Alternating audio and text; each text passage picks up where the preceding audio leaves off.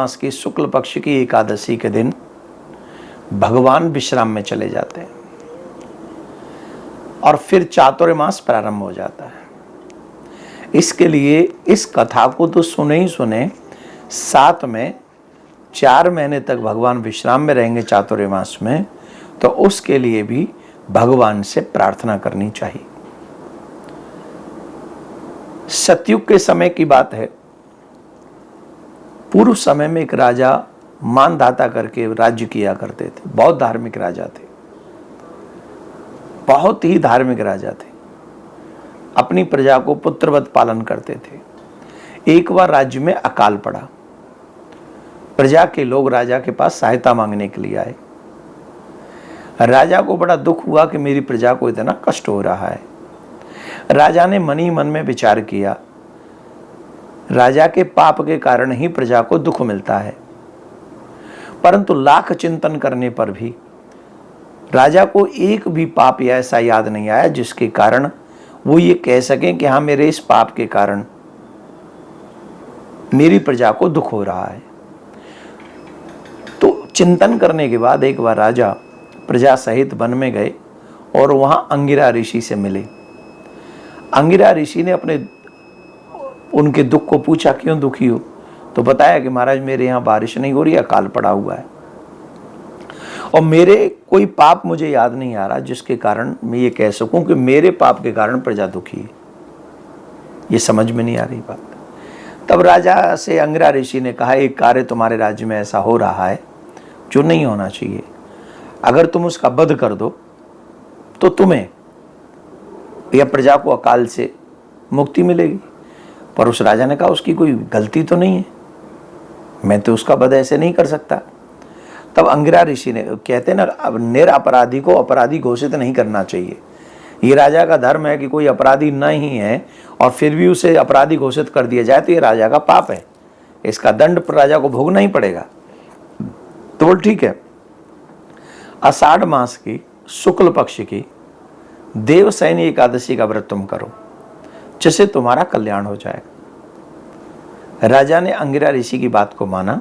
मानधाता ने प्रजा सहित वो व्रत किया और तुरंत देवगण प्रसन्न हुए और मेघ वर्षने लगे। पूरा राज्य धन धान्य से संपन्न हो गया। ऐसी देवशयनी की एकादशी की ये कथा है।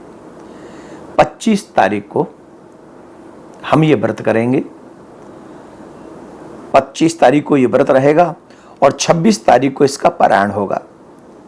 पारायण का जो समय है वो 5:43 से 8:22 तक रहेगा 26 तारीख को। तो ये व्रत आप करें, लेकिन एक बात और है, ब्रह्म मुहूर्त में उठें, स्नान करें, संकल्प करें, भगवान का पूजन करें, लक्ष्मी नारायण का पूजन करें। लक्ष्मी नारायण का पूजन करते समय उनको पीली पीली वस्तुएं, पीले वस्त्र धारण कराएं, पीले पुष्प धारण कराएं, पीले मिष्ठान से या किसी वस्तु से जो व्रत की हो भोग लगाएं।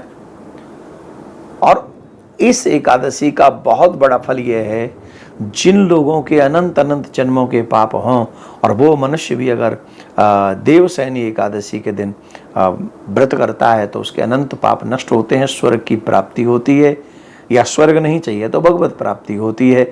इस दिन कहते हैं कि भगवान को हम शयन की वस्तुएं अर्पित कर सकते हैं, तकिया अर्पित कर सकते हैं, चादर अर्पित कर सकते हैं, पंखा अर्पित कर सकते हैं, जो भगवान की निद्रा में कार्य आए। एक और प्रार्थना, व्रत करने के बाद शाम को भगवान से प्रार्थना करें, हे प्रभु अब आप शयन कीजिए।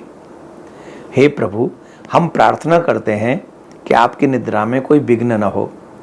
हे प्रभु, आप हमें भी ऐसी शक्ति दीजिए कि हम जब तक आप शयन करते रहें तब तक हम आप ही के बताए हुए मार्ग पर चलते रहें, हम धर्म पथ पर चलते रहें और आप निर्विघ्न निद्रा का आनंद लीजिए। जिनको ये लगता है कि मेरे रुके हुए काम कभी आगे बढ़ते नहीं, मैं काम तो प्रारंभ करता हूं पर मेरा काम कभी कार्य संपन्न नहीं होता, ऐसे लोगों को देवशयनी एकादशी के दिन पीली वस्तु का दान करना चाहिए। या तो पीले फल का दान करें, या फिर पीली वस्तु का दान करें, या फिर पीले वस्त्रों का दान करें। पहले भगवान के चरणों में स्पर्श कराकर फिर जरूरतमंद अथवा ब्राह्मण को दान करें। इससे आपकी जो रुकावटें हैं वो दूर होंगी, गुरु ग्रह मजबूत होगा और आपको कार्य में सफलता होगी। जिनका धन रुक गया है, कोई धन लेके उनका वापस नहीं कर रहा है, अथवा किसी व्यक्ति के ऊपर बहुत सारा कर्ज बढ़ गया है, कर्ज चुक नहीं रहा, ऐसे लोगों को देवशयनी एकादशी पर हमारे कहने से एक उपाय करना चाहिए।